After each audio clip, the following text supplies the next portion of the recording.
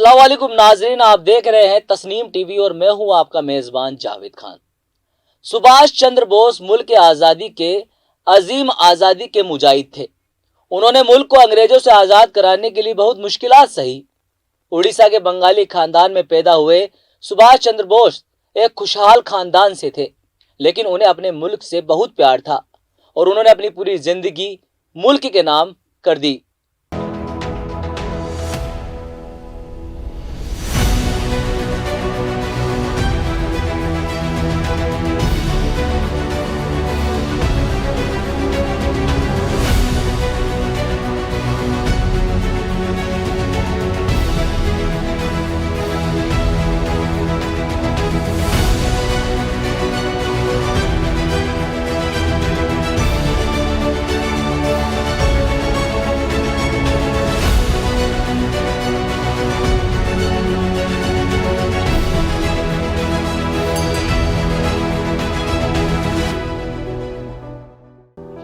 नेताजी सुभाष चंद्र बोस की पैदाइश 23 जनवरी 1897 को ओडिशा बंगाल डिवीजन के कटक में हुई थी।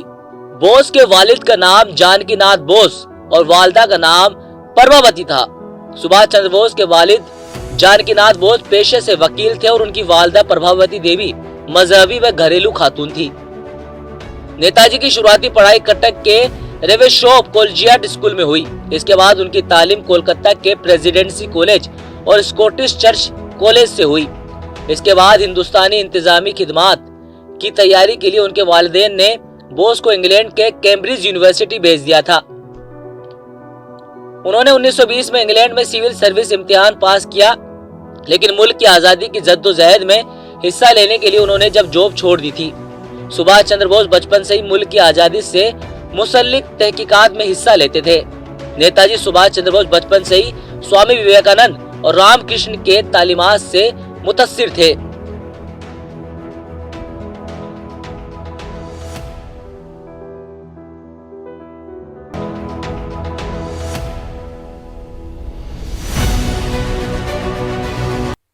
हिंदुस्तान की आजादी के लिए तुम मुझे खून दो और मैं तुम्हें आजादी दूंगा, जय हिंद जैसे नारों से देश के लाखों इनकलाबियों के दिलों की धड़कन बने नेताजी सुभाष चंद्र बोस बचपन से ही कौम परस्त सरगर्मियों में हिस्सा लेते थे।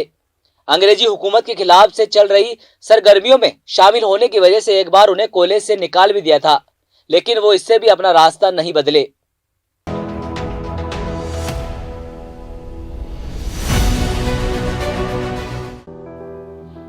कॉलेज के बाद उनके वालिदैन ने उन्हें इंडियन सिविल सर्विसेज की तैयारी के लिए इंग्लैंड के कैम्ब्रिज यूनिवर्सिटी भेजा। 1920 में उन्होंने सिविल सेवा इम्तिहान पास किया, लेकिन अप्रैल 2021 में उन्होंने भारत में चल रहे तहकीकात में शामिल होने की वजह से अपने पद से इस्तीफा दे दिया और आजादी की तहरीक में शामिल हो गए। नेताजी सुभाष चंद्र बोस महात्मा गांधी के असहयोग आंदोलन में शामिल हो गए। नेताजी को महात्मा गांधी ने बंगाल में एक सियासतदान रजत खान के मातहम काम करने की सलाह दी।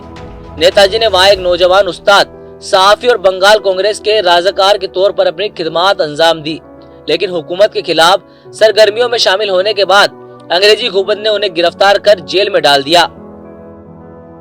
इसके बाद 1924 में जेल से लौटने के बाद सुभाष चंद्र बोस एक बार फिर कांग्रेस से जुड़ गए। 1930 में महात्मा गांधी ने सविनय अवज्ञा आंदोलन शुरू किया और सुभाष चंद्र बोस को एक बार फिर हिरासत में ले लिया गया। कुछ वक्त बाद वो रिहा हुए तो अंग्रेजों के खिलाफ पूरे तशद्दुद और सरगर्मियों में मशरूक होने के सबब उन्हें कई बार गिरफ्तार किया गया, लेकिन खराब सेहत के चलते उन्हें रिहा कर दिया गया।